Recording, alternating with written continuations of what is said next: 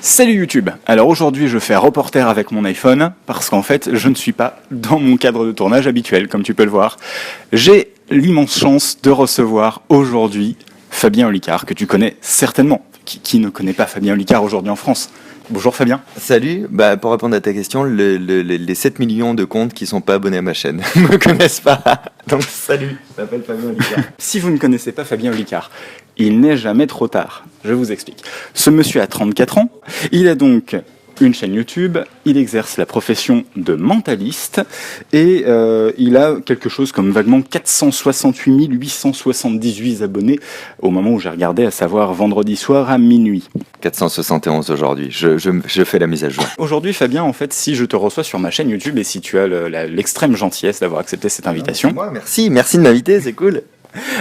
Si je te reçois, c'est parce qu'en fait, je voulais faire un petit parallèle entre ta profession de mentaliste et le travail qu'on fait en tant qu'entrepreneur. Tu m'as toi-même confié il y a quelques instants que effectivement, tu n'en es pas moins entrepreneur aussi. Évidemment, ouais. Et puis alors, et même au plus global, d'un point de vue création de société, c'est la 6e boîte que j'ai dans ma vie. Donc, raconte-nous ça.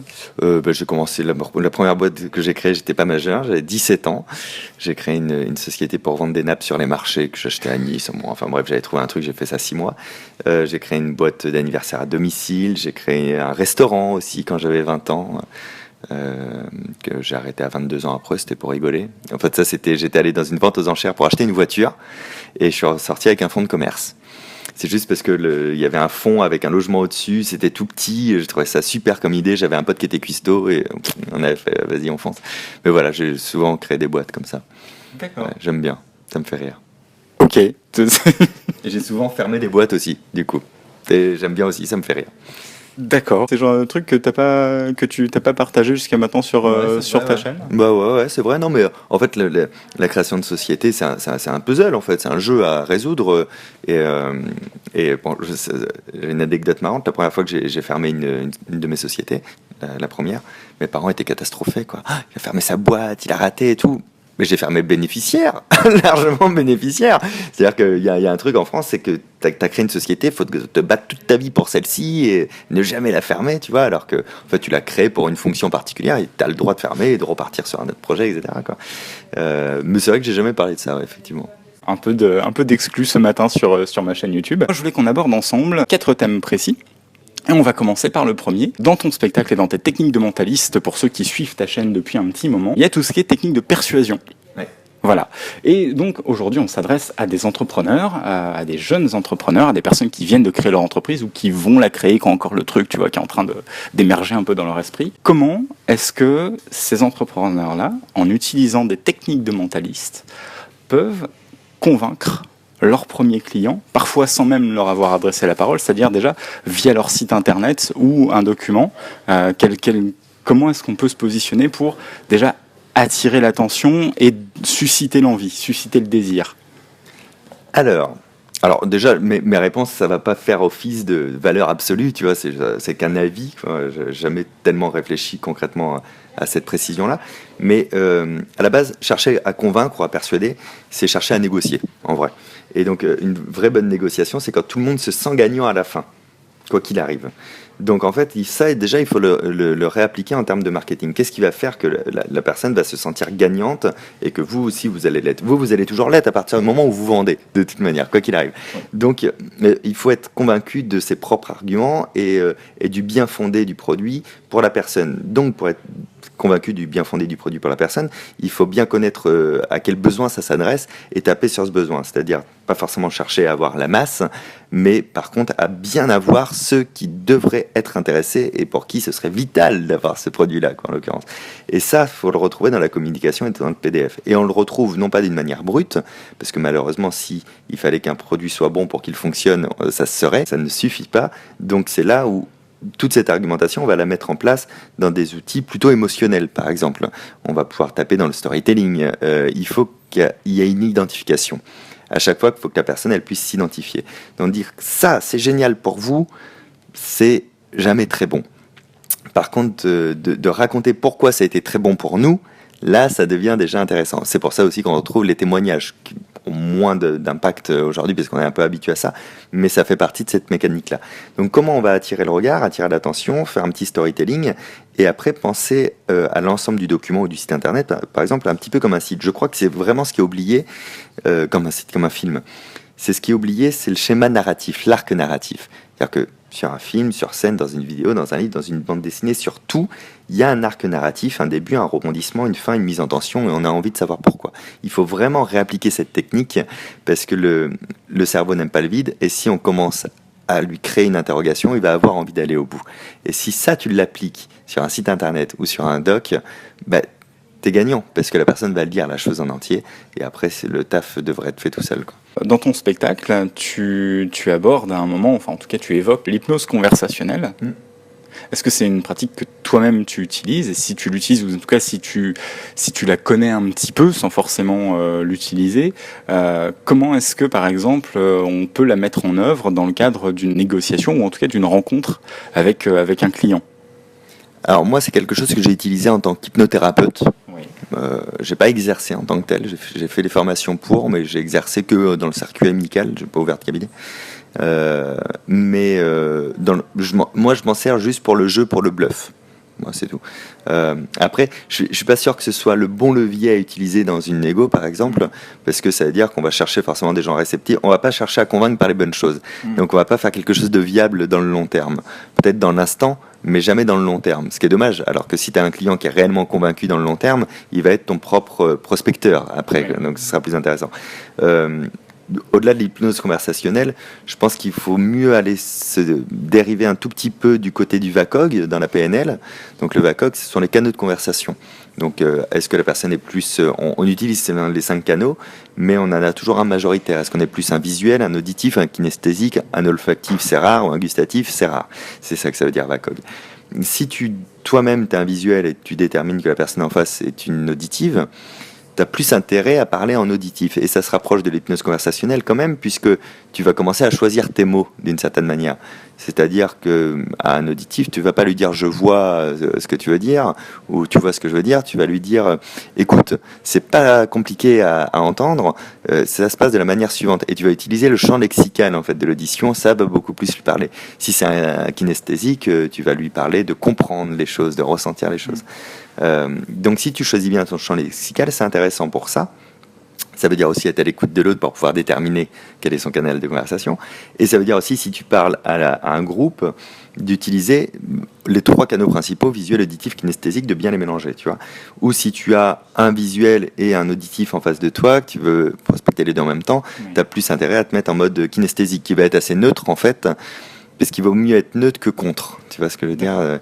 Et si tu parles auditif, tu t'en auras qu'un réellement sur les deux, donc voilà, vaut mieux les avoir sur la même base, quoi. Vaut mieux passer par ce chemin-là que l'hypnose conversationnelle, qui va te permettre peut-être de convaincre dans l'instant quelques personnes et pas l'ensemble, mais qui sera pas viable dans le temps. Comment tu arrives à sentir, à déterminer, je dirais en quelque sorte, rapidement comme ça dans une rencontre, si quelqu'un est plus sur un canal qu'un autre? Je vais l'écouter parler. Tu l'écoutes parler, tu lui poses des questions. Tu me dis quelle est la meilleure chose pour faire une rencontre. On dit que quelqu'un qui a une bonne conversation, c'est quelqu'un qui n'a pas parlé en fait.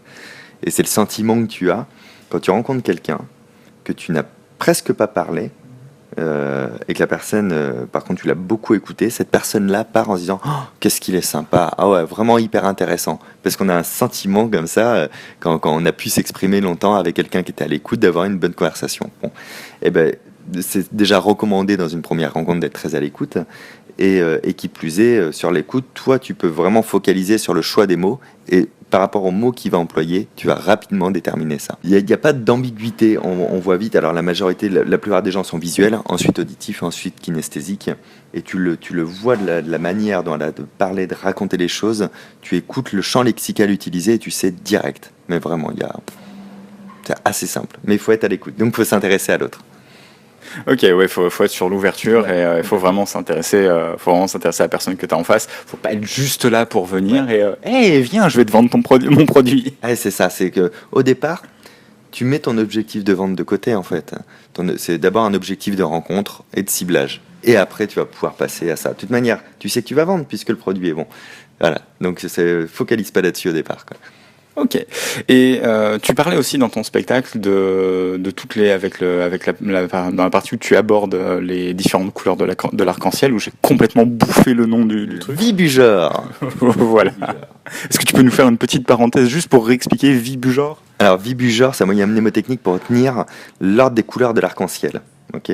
Aujourd'hui, on sait que le spectre en a un peu plus. Alors le V de Vibujor, c'est la première lettre de violet, le I de Vibujor, la première lettre de indigo, le B, c'est la première lettre de bleu, le U, c'est la première lettre de rien. Ça veut dire vert, parce qu'on a déjà utilisé le V pour violet, donc le U, ça ressemble un peu à un V, quoi.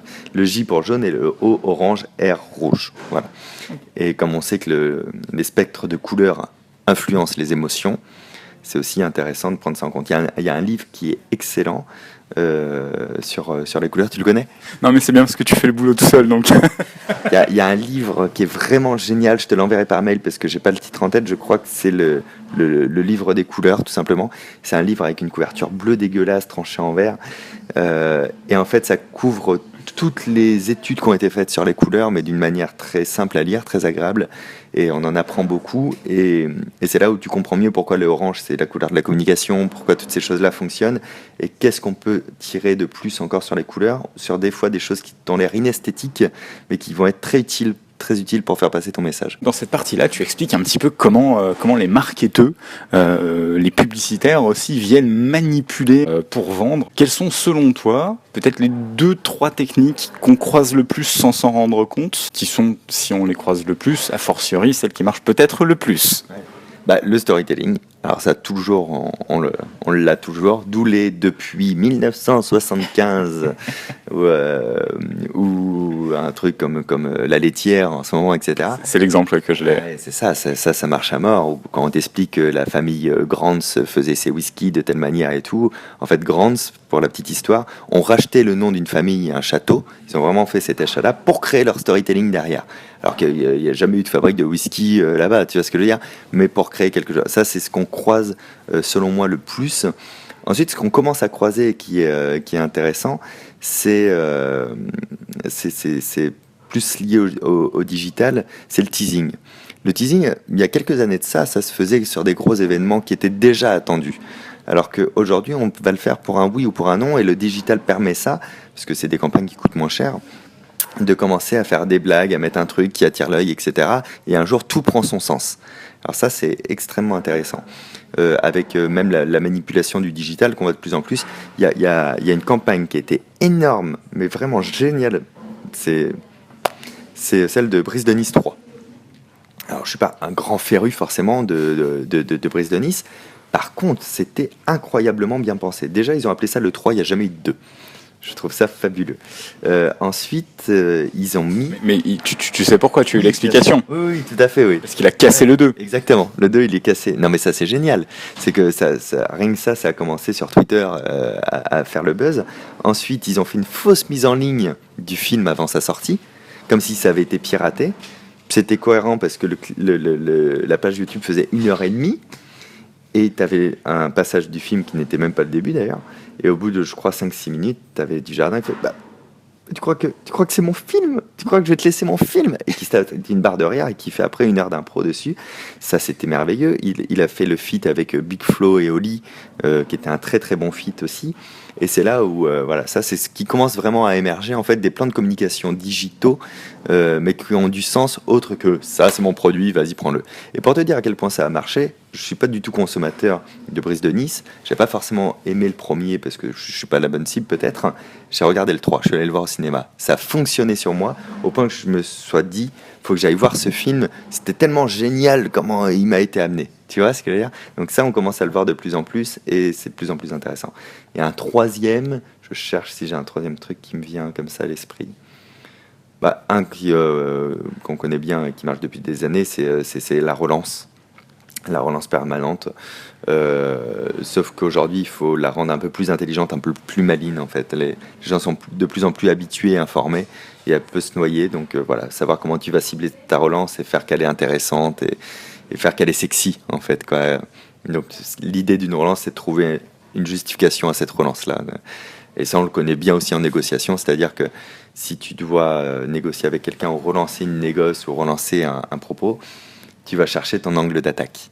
Tu vas chercher vraiment un objet d'appel, si c'est du phoning par exemple, pour appeler pour ça, ce qui va justifier l'autre chose. Et enfin, un point qui, à mon sens, est connexe en tout cas à l'entrepreneuriat aujourd'hui. Il y a de plus en plus d'entrepreneurs qui se rendent compte qu'avoir des supports digitaux et notamment avoir une chaîne YouTube, c'est pertinent. Tu as fait un défi sur un an, tu as fait une vidéo par jour, ce qui t'a fait augmenter ton nombre de followers de manière assez exponentielle. J'ai vu tes toutes premières vidéos sur lesquelles il y avait encore très très peu de followers. Du coup, quel conseil tu donnerais à des entrepreneurs qui décident de se lancer sur YouTube, sur leur propre thématique, comme toi tu l'as fait finalement, hein, ni plus ni moins, pour arriver à aller à la conquête d'un auditoire? Alors, je crois que j'ai des choses pertinentes à dire là-dessus. Non, mais parce que j'ai une conversation avec des créateurs récemment et du coup, je vais vous resservir certaines choses. Donc, lancer sa chaîne, c'est une chose. Ça veut dire aussi qu'il va falloir accepter de parler le YouTube. C'est-à-dire que sinon, on fait des vidéos sur Vimeo, sur ton site ou sur Facebook. Mais YouTube, c'est une interaction avec une communauté permanente. C'est pas de la télévision, c'est pas ce genre de choses. Donc, il faut parler un petit peu le YouTube. Ça, c'est le premier truc. Il y a un outil de ressources qui s'appelle la Creator Academy, qui est excellente, qui est fournie par YouTube. Il y en a plein qui posent toujours des questions. Il n'y a pas des astuces. Elles sont là, en fait. Il suffit de s'en servir et par contre de les appliquer. Mais plus important que ça, c'est ne pas chercher à se comparer, à avoir des objectifs raisonnables et raisonnés. Tu parlais du début de ma chaîne. Mon objectif au départ, durant les 2 premiers mois, a été que chaque vidéo fasse ses 300 vues dans les 10 jours. Et à chaque fois qu'elles atteignaient les 300 vues, j'étais au top de ma vie. Tu vois ? Parce que je me disais, il y a l'équivalent du grand point virgule à Paris qui est rempli de personnes qui sont en train de regarder ma vidéo sur un écran. C'est ça le rapport. De ne pas négliger son nombre d'abonnés. Sans abonnés, c'est pas rien. Sans abonnés, c'est le premier seuil auquel on sait qu'on a dépassé son cercle amical et familial. 1000 abonnés, c'est énorme. 1000 abonnés, c'est la moitié de l'Olympia qui est remplie. Tu vois, 2000 abonnés, c'est juste ouf, c'est l'Olympia en entier. Et je parle d'un seuil qui est très négligé, qui est le seuil des 10 000 abonnés. 10 000 abonnés, c'est donc 5 fois l'Olympia. Enfin, tu vois, c'est quelque chose de hallucinant. Mais on a tendance à regarder les autres et de se dire, ah, mais il y a des chaînes à 100 000, des chaînes à machin. Moi, j'ai 471 000, je pourrais être déprimé en me disant, ouais, mais mon pote Pierre, il a 1,3 million, Mixem, il a 2 millions, Squeezie, il a 10 millions ou 7 millions, tu vois. On cherchera toujours plus au détriment de sa vraie base qui est là. Et pourquoi je dis que 10 000, c'est beaucoup ? Il faut savoir qu'il y a 8 millions de comptes YouTube francophones. Donc, pas forcément avec des vidéos, mais il y a 8 millions de comptes. Sur ces 8 millions, il y a beaucoup de créateurs quand même. Et le nombre de chaînes sur ces 8 millions qui ont passé le seuil des 10 000 abonnés est de 4 000. C'est pas beaucoup, hein. Ça veut dire que 4 000, d'avoir 10 000 abonnés, c'est pas rien, quoi. Tu vois, le ratio, quand même, est effectivement assez exceptionnel. Et alors, tu veux plus drôle, 25 000, on tombe à 2 000. Il y a 2 000 chaînes qui ont passé les 25 000 abonnés en francophonie, donc France, Suisse, Belgique. Donc, c'est vraiment pas rien. Et après, si on réfléchit, c'est-à-dire qu'avec 10 000 abonnés, toi qui es entrepreneur, par exemple, tu peux faire des choses. Ces 10 000 là, ça veut dire que s'ils sont là, ils sont convaincus. On n'est pas sur une chaîne qui a fait du global et du ratio. C'est-à-dire que c'est 10 000 convaincus, 10 000 fidèles. Et il y a des choses à faire avec eux. Moi, à 10 000 abonnés, je remplissais mieux mes salles de spectacle. Je suis sûr que si à l'époque j'avais sorti un e-book payant sur des techniques qui avaient été propres, un truc quali, je suis sûr que sur les 10 000, j'aurais vendu un gros ratio, beaucoup plus gros qu'aujourd'hui, ce que je pourrais faire avec 400 000 en termes de pourcentage de vente. Tu vois ce que je veux dire ? Je pense que si j'avais fait des conférences à cette époque, ces 10 000 seraient venus aux conférences. 10 000 personnes, c'est pas rien.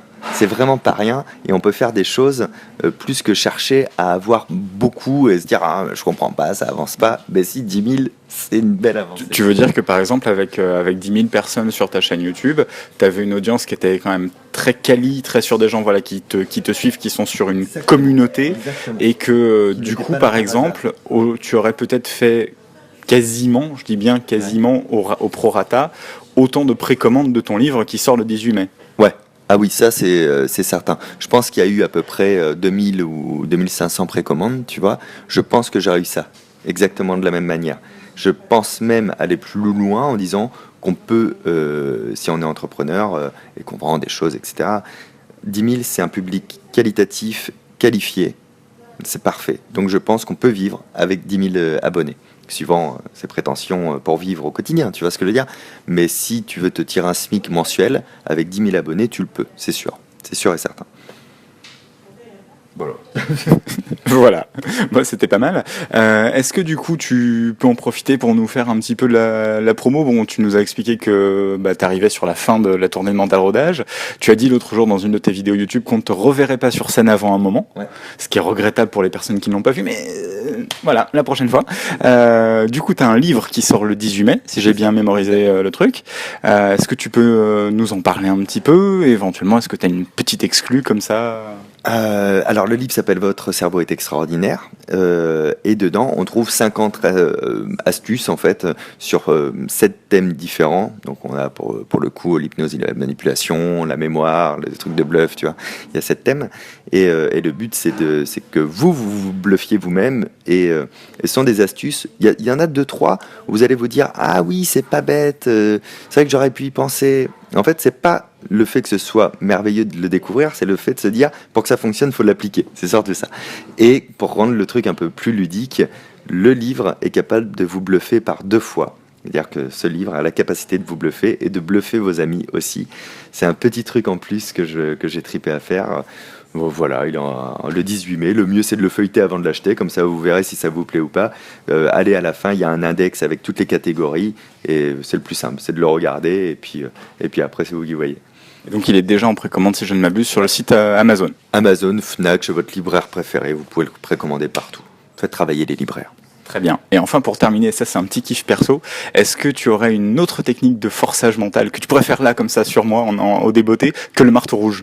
Ah oui, ouais, le marteau rouge, c'est une petite astuce, c'est un petit truc rigolo. On peut faire un truc rapidement, faut que tu joues le jeu mentalement, parce que tu as les mains prises. Donc mentalement, faut que tu joues le jeu. T'imagines que je te donne une pièce de monnaie, et dans ta tête, tu la mets dans ta main droite, dans ta main gauche, ou dans ta poche de jean. Mais tu fais ça mentalement, ok? Donc tu me dis quand t'es prêt. Ok. C'est bon. Maintenant, ça va être un truc un peu spécial. Il y aura 2 questions et un truc en plus.